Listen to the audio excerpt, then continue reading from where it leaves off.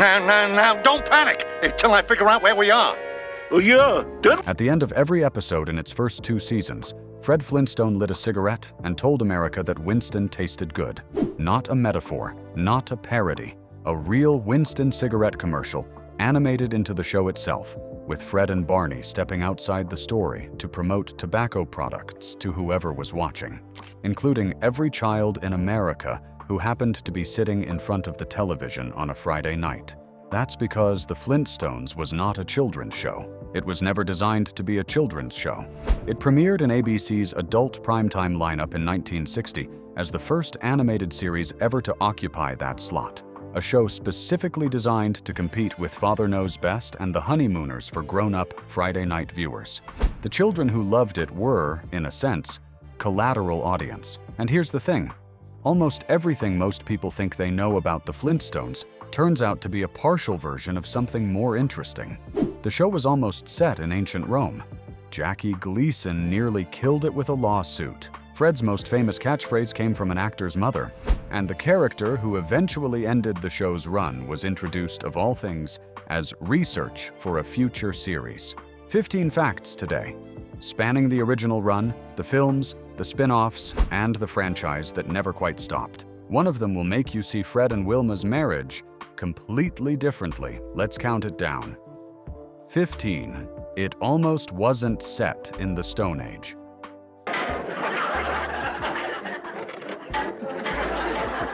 When William Hanna and Joseph Barbera sat down to develop their primetime animated family sitcom in 1959, they had one clear mandate from Screen Gems president John Mitchell: make an animated adult comedy that could compete in the Friday night primetime lineup.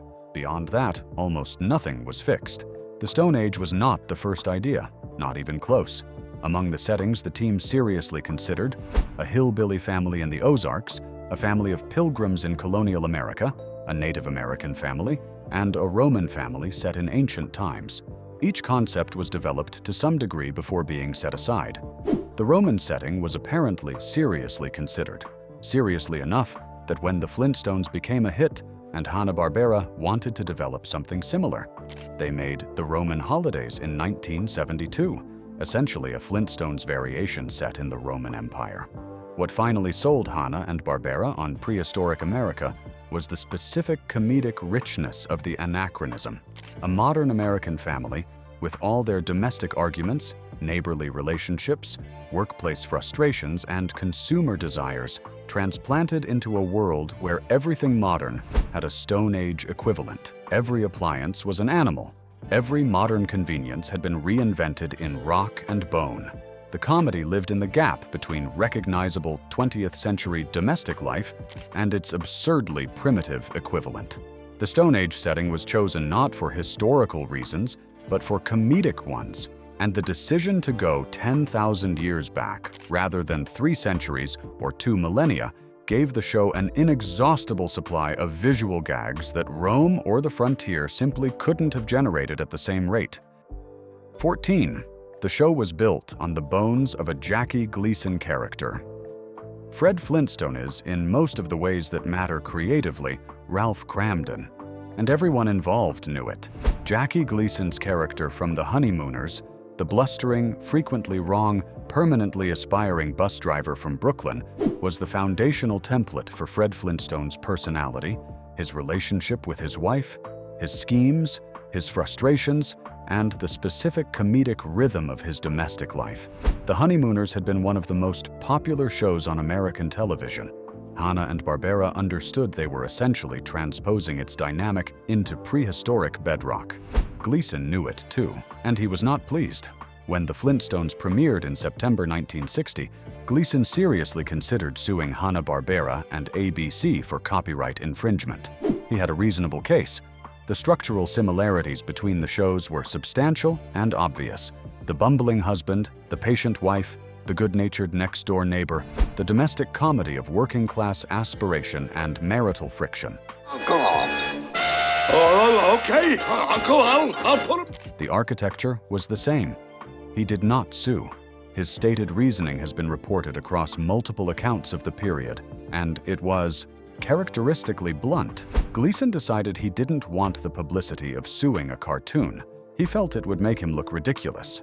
He was happy to be considered the inspiration, just not through the mechanism of a lawsuit that would have him arguing in court about whether a cartoon caveman had stolen his identity.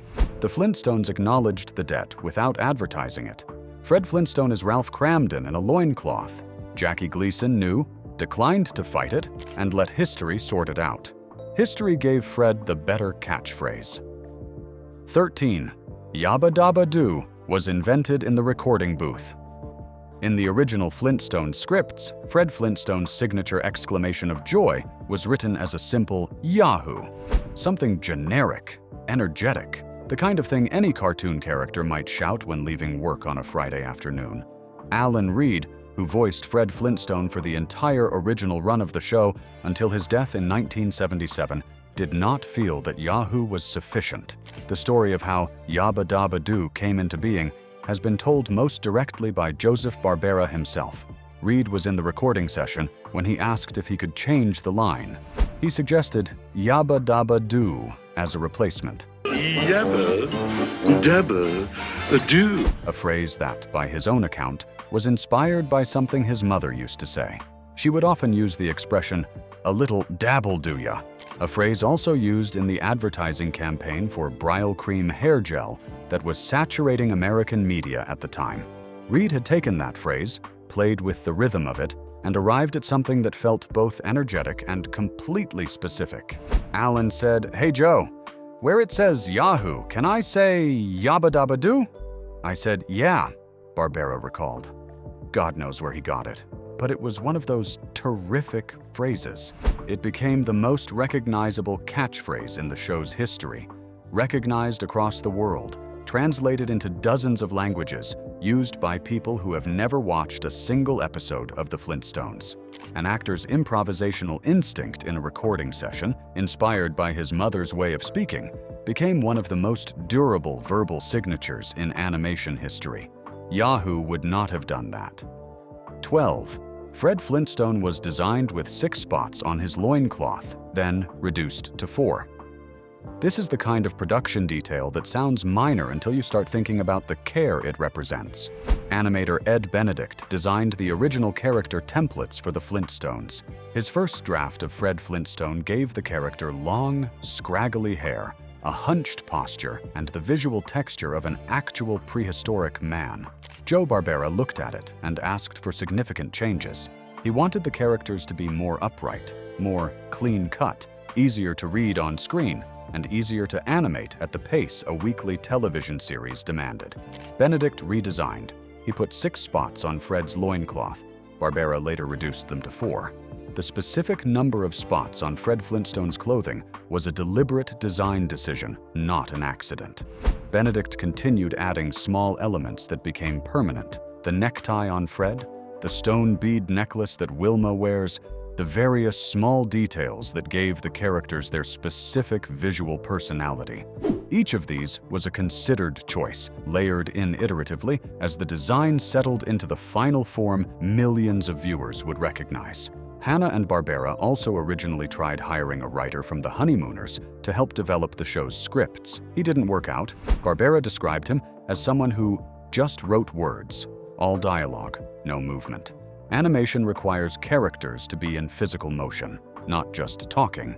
The Honeymooners writer was replaced, and the creative approach shifted to writers who understood that visual storytelling and verbal storytelling needed to work together.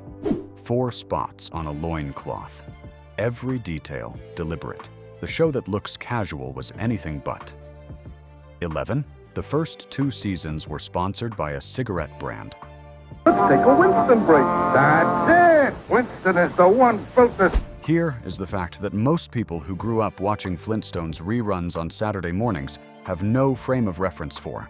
When the Flintstones premiered on ABC in September 1960, it had 2 primary commercial sponsors. One was Alka-Seltzer, the other was Winston cigarettes. Every episode of the first and second seasons featured integrated commercial segments, not separate advertisements, but animated sequences woven into the show's fabric, in which Fred and Barney Rubble promoted Winston cigarettes. These segments ran at the end of episodes, with Fred lighting a Winston for Wilma while singing the product jingle. Separate standalone commercials featured Fred and Barney stepping outside to take what they called a Winston break, relaxing with cigarettes while avoiding household chores. Fred delivered the Winston tagline directly. "Winston tastes good like a cigarette should." The character's smoking was, in 1960, entirely consistent with the show's adult audience positioning. The Flintstones was a primetime show for grown-ups. Its sponsor selling cigarettes was no different from any other adult program doing the same thing. But the show's audience was also, increasingly, children. And the sight of America's beloved cartoon cavemen promoting tobacco products is one of the stranger artifacts of early television's collision between entertainment and commerce. By 1962, Pebbles Flintstone was being introduced, and the show's demographic was shifting younger. Winston withdrew. Welch's grape juice took over as the primary sponsor. The cigarette segments were later removed from rerun prints. Most of the audience that grew up with the show in syndication never saw them. They exist. Fred lit the cigarette. And then, in 1968, the Flintstones did a public service announcement for the American Cancer Society. The arc of that particular story is, to put it gently, quite a journey. If this kind of real history behind the shows you grew up with is what you're looking for, subscribe. We do this every week, and there's a lot more ahead. 10. Pebbles was changed from a boy to a girl because of toy sales. By the third season of The Flintstones, the production team had made a decision. Fred and Wilma were going to have a baby.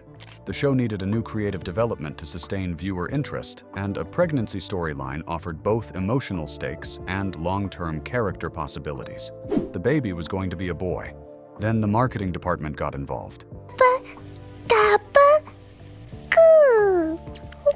The Ideal Toy Company, one of the show's commercial partners, known for products including the Betsy Wetsy doll, made a specific and commercially direct argument to Joseph Barbera. Girl dolls sell significantly better than boy dolls. If the Flintstone baby was a girl, the resulting merchandise would generate substantially more revenue. Barbera changed the baby's sex.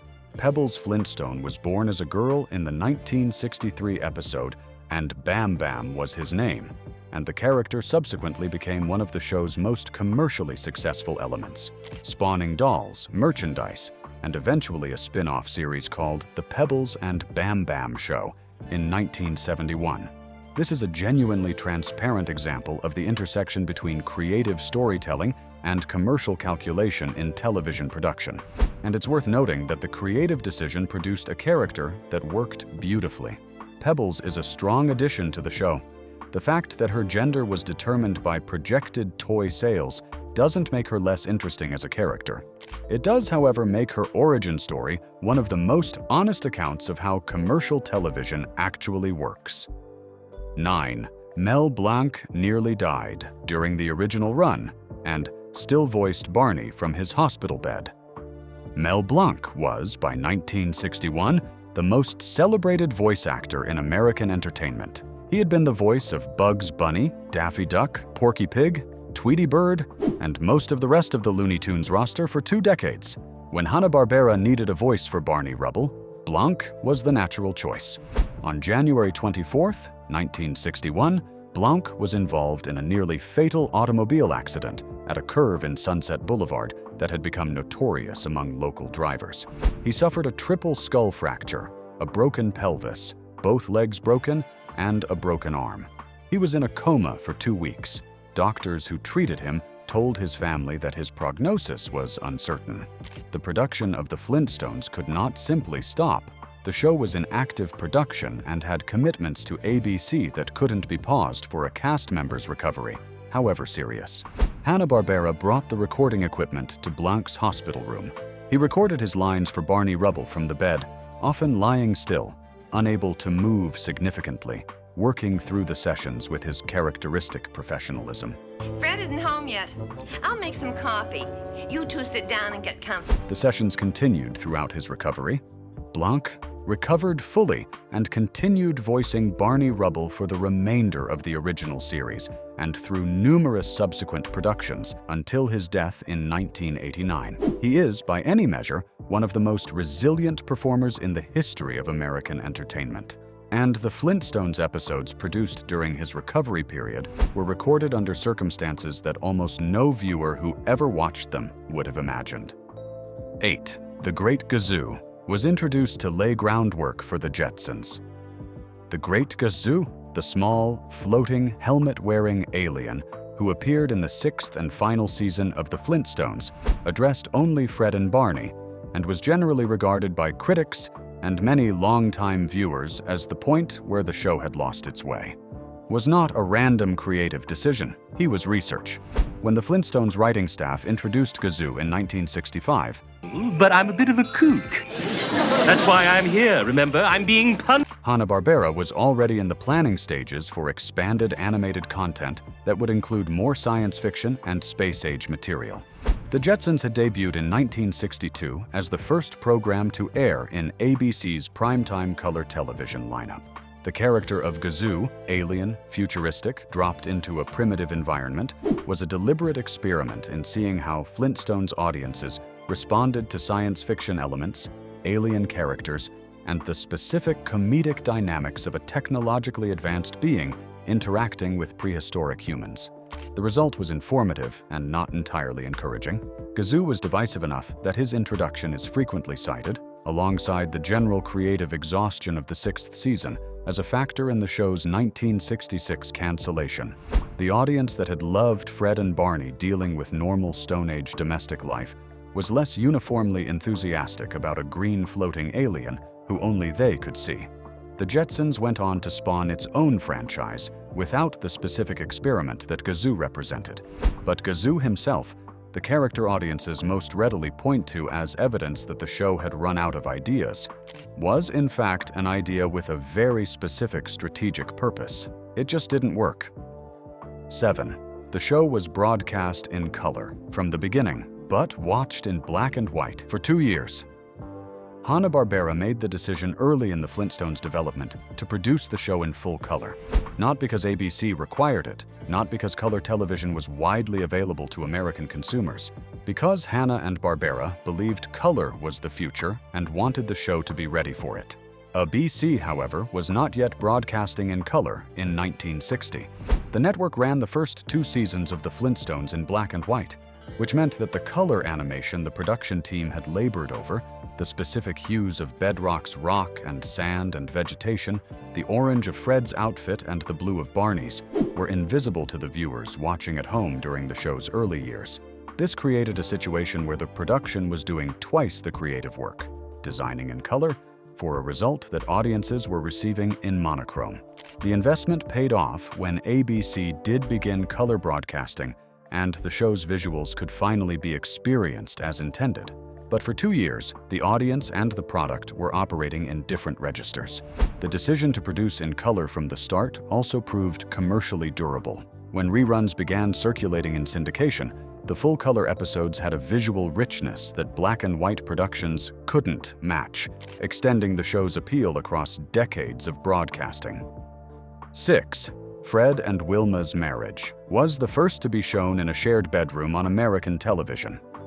This is the fact that requires some historical context, because without it, the significance is invisible. American television in the late 1950s and early 1960s operated under a set of broadcast standards that reflected a particular cultural consensus about what could and could not be depicted on screen. One of those standards concerned married couples and bedrooms. Wilma, I can't sleep. What's wrong now, Fred? Wilma, are you On the most popular domestic comedies of the era, I Love Lucy, Leave It to Beaver, The Dick Van Dyke Show, married couples slept in separate single beds. The physical reality of a shared marital bed was considered too suggestive for primetime broadcast. Fred and Wilma Flintstone shared a bed. The Flintstones became, reportedly, the first series in American primetime television to regularly show a married couple in a shared double bed, made possible, apparently, by the fact that the characters were animated rather than live action, and that the network and standards executives considered animated characters to exist in a slightly different category from human performers. The impact of this detail on the show's narrative was real. The Flintstone marriage felt different from most television marriages of its era because it had an intimacy and a physical proximity that reflected actual domestic life. Fred and Wilma's relationship was warmer and more genuinely partnered than many of the contemporaneous live-action couples. And part of that warmth came from the simple visual fact of a shared bed, which live-action television wouldn't consistently depict for years afterward. A cartoon caveman couple changed what American television was allowed to show about marriage. Sometimes the medium that seems least realistic is the one free enough to tell the most truth. 5. The show was the highest-rated animated series for 3 decades. When The Flintstones premiered on September 30th, 1960, critics were largely unimpressed. The New York Times' Jack Gould called it an inked disaster. Associated Press writer Bob Thomas objected to the laugh track. The general critical consensus in the show's first weeks was that the experiment of animated primetime television would fail quickly. The audience disagreed with complete and sustained conviction. The Flintstones became a ratings success in its first season, was renewed for a second immediately, and ran for 6 seasons and 166 episodes before concluding in 1966. That run made it, at the time, the longest-running primetime animated series in American television history, a record it would hold until The Simpsons surpassed it. But the more extraordinary commercial fact is what happened after. The Flintstones became, in syndication, the most financially successful animated franchise in television history, a status it maintained for 3 decades after the original run ended. Reruns circulated continuously. International licensing generated revenue across markets that American television had barely considered in 1960. Merchandising, the vitamins, the cereal, the toys, the fruity Pebbles, built a commercial empire around characters who had been on the air for 6 years. Flintstones. Vitamins alone are one of the most successful branded children's health products in American history. They debuted in 1968 and are still being sold today. The children who watched the original show in 1960 eventually gave the same vitamins to their own children, and their children gave them to theirs. The show that critics called a disaster was, in commercial terms, one of the most enduring things American animation has ever produced. 4. The 1994 live-action film was the first major Flintstones production in nearly 3 decades. After the original animated series ended in 1966, the Flintstones universe didn't disappear, but it didn't exactly thrive at the level of its original impact either. The 1966 theatrical film The Man Called Flintstone, a spy spoof that concluded the original run, performed modestly. I got that ring hidden where no one can find it. Spin-offs came and went, animated specials, Saturday morning sequels. The brand persisted but never recaptured the specific cultural electricity of the Friday night primetime original. Then, in 1994, Universal Pictures released a live-action Flintstones film starring John Goodman as Fred, Rick Moranis as Barney, Elizabeth Perkins as Wilma, and Rosie O'Donnell as Betty. It was the first major theatrical Flintstones production in nearly 30 years, and it generated enormous box office, over $340 million worldwide on a budget of $46 million. Critically, it received some of the harshest reviews of any major studio family film of the decade. The screenplay was famously developed across an extraordinary number of drafts. By some accounts, the story went through more than 30 credited writers over the course of its development. The result was a film that felt assembled rather than built, serviceable rather than inspired. And yet audiences showed up in enormous numbers. The nostalgia for Fred and Barney was deep and real enough to generate one of the highest-grossing family films of 1994. A 1994 sequel, The Flintstones in Viva Rock Vegas, arrived in 2000 with a largely different cast and significantly lower box office, proving, as such things often do, that the first film's success had more to do with deferred goodwill for the original characters than with the quality of what had been made. 3. The show was the last primetime animated series until The Simpsons, 23 years later. Here is the fact that places the Flintstones in its proper television historical context. When the Flintstones ended its primetime run on ABC on April 1st, 1966, it was the last original animated series to occupy a primetime slot on an American broadcast network. Not the last successful one, not the last celebrated one. The last one, period, for 23 years. The Simpsons debuted on Fox in primetime on December 17th, 1989. That was the next time any animated series occupied a regular primetime slot on American network television. The gap between them spans the entire arc of American cultural history, from the mid-1960s to the late 1980s. The Vietnam War, Watergate, the disco era, the Reagan years, the rise of cable television, the emergence of the home video market, and the complete transformation of the broadcast landscape. Through all of it, the experiment that the Flintstones had initiated in 1960 sat dormant, unrepresented in the primetime schedule. When The Simpsons finally returned animated families to primetime, it explicitly acknowledged the Flintstones as its predecessor in structure and concept: a working-class family, an incompetent but well-meaning father, a more competent wife, children who were peripheral but present. Yeah, too bad. Maybe a couple of knocks from this club. The Simpsons was not the Flintstones, but the Flintstones made The Simpsons structurally possible. The gap between them is a 23-year argument about what primetime television was for. The Flintstones opened the door. It just took a quarter century for someone else to walk back through it. 2. The voice actors recorded together, and the chemistry was real. Most animated productions today record voice actors in isolation. Each performer comes in separately, records their lines, and the sound editors assemble the conversation in post-production.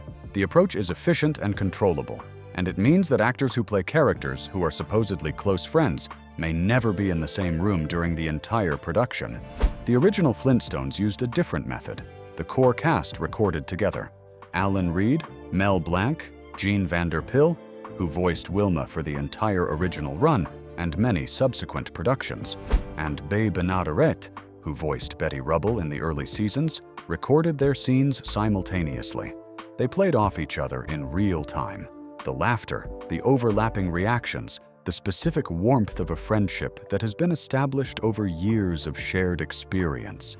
All of that emerged from actual performers in the same room, responding to each other rather than to a script they were interpreting alone. Gene Vanderpill voiced Wilma Flintstone for 29 years, from 1960 through 1989. Over that span, her character had a consistency and warmth that came partly from Vanderpill's specific performance gifts and partly from the accumulated history of recording alongside the same people, in the same configurations, returning to the same characters across 3 decades. The friendship between Fred and Barney, between Wilma and Betty, that quality of genuine ease that viewers respond to, was not manufactured in an editing room. It was discovered in a recording space where real people sat next to each other and let themselves find it. 1. What the Flintstones was actually saying. And here's the thing that sits underneath all of it. Underneath the cigarette commercials and the toy deals and the Jackie Gleason non-lawsuit and the Great Gazoo, The Flintstones was a show about the comedy of ordinary life, dressed up in the most extraordinary setting imaginable. It was a show that said, with every punchline and every pet dinosaur and every job at the quarry, that the fundamental experience of being an American family, the arguments, the ambitions, the neighborly relationships, the desire for more than you have, the love that survives even the most absurd circumstances, was timeless. Literally timeless. So timeless that it would have existed 10,000 years ago in exactly the same form, with the same frustrations, the same jokes, and the same warmth. Fred Flintstone wants things he can't afford. He loves his wife even when she exasperates him. He has a best friend who sees the best in him even when nobody else does. He works a job he doesn't love to provide for a family he genuinely does. He screws up constantly and means well always. That's not a Stone Age story. That's every American family's story, set against a backdrop of boulders and woolly mammoths, because the comedy of displacement of recognizing yourself in something completely alien to your experience is the oldest and truest comedy there is. Life magazine called it TV's first cartoon for grown-ups in November 1960. They were right about more than they knew, because the grown-ups who watched it in 1960 have never quite left Bedrock, and every generation that has encountered the show since has found the same thing. A family that looks nothing like them, in a world that couldn't be more different from theirs, doing exactly what they do every single day. Yabba Dabba Doo was never just a catchphrase. It was the sound of a man who is genuinely, unguardedly, irrationally happy to be done with work and going home to the people he loves. That translates across every era because it's always been true. 15 facts, one show.